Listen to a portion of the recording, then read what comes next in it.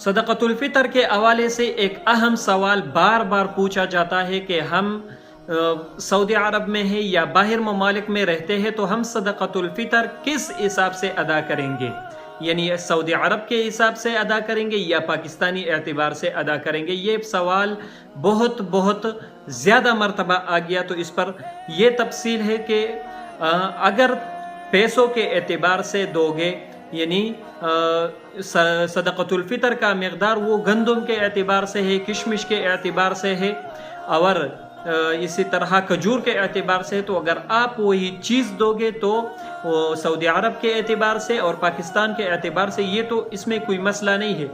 यानी अगर आप गंदम के एतबार से देते हो तो 2 किलो गंदम, ये निसाब थोड़ा सा कम है, लेकिन अगर एहतियातन आप 2 किलो गंदम देंगे तो सऊदी अरब के एतबार से, पाकिस्तान के एतबार से इसमें कोई मसला नहीं है। 2 किलो गंदम यहाँ भी दोगे और सऊदी अरब में भी दोगे। अगर आप पैसों के एतबार से अपना सदक़तुल फ़ितर अदा करते हैं तो यहाँ पर एक तफसील ये है कि आप जिस मुल्क में रह रहे हो उसी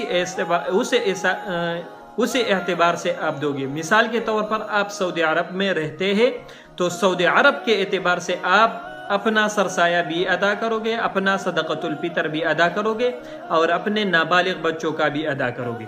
ठीक है, यानी आप सऊदी अरब में रहते हैं, वहाँ पर रियाल चलता है, वहाँ आपने सदक़तुल फ़ितर में जितने रियाल बनते हैं वही अपने तरफ से भी और अपने नाबालिग बच्चों के तरफ से भी अदा करेंगे। बाज़ बच्चे लोग कहते हैं कि ये आसानी नहीं है, ये मुश्किल है, यही शरीयत का हुक्म है।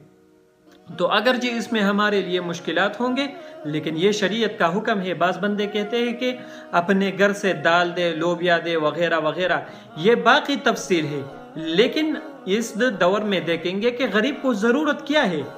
सदक़तुल फ़ितर तो ऐसे है कि गरीब का ख्याल इसमें रखा जाता है, तो गरीब का ख्याल पैसे में है, पैसे में सही तरीके से ख्याल रखा जाता है। सदक़तुल फ़ितर यानी गरीब को पैसों की ज़रूरत है, अपने बच्चों के लिए कपड़े ख़रीदे, अपने बच्चों के लिए खाना ख़रीदे, अपने लिए यानी ज़रूरत की अशिया ख़रीदे।